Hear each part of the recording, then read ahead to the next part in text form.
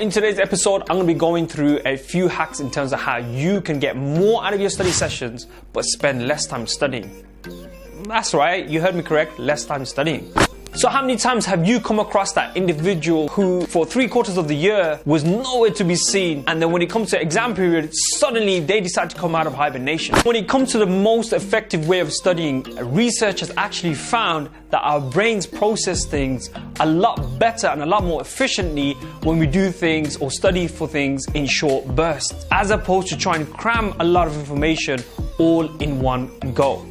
See, the myth is that if we start revising a lot closer to the exam, then we're more likely to retain that piece of information. Let me assure you right now, this is actually counterintuitive to how our brains actually work. You can imagine your brain as being like this cup of water right now. By adding extra pieces of information will have an effect, but only up to a certain point.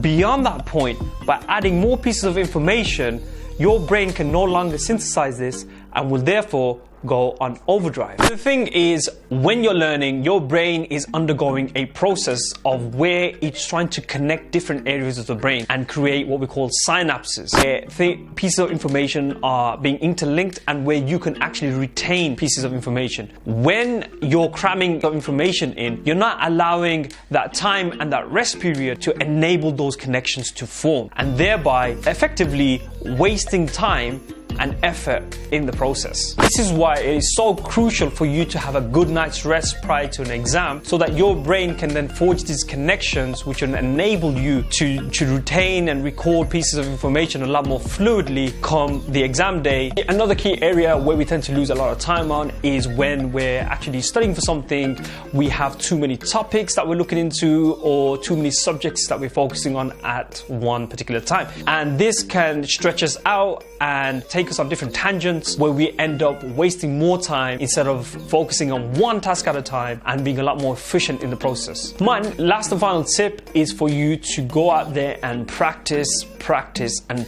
some more. I cannot emphasize this enough, purely because I've been a culprit of this myself and I feel as though I could have benefited from this a lot more. So here at A-Team, one of the things that we've actually implemented is to test our students on a regular basis, and this has played a huge part of the success of the results that we've been able to attain here. By going through past papers, you become more acquainted and familiar with the questions and the setting of the test itself, and that in the process reduces anxiety and stress levels. So by doing this, you'll be able to save time in the long run and also get better results from your study sessions. I hope you find some of those tips quite useful and you can now go ahead and implement them into your own study sessions.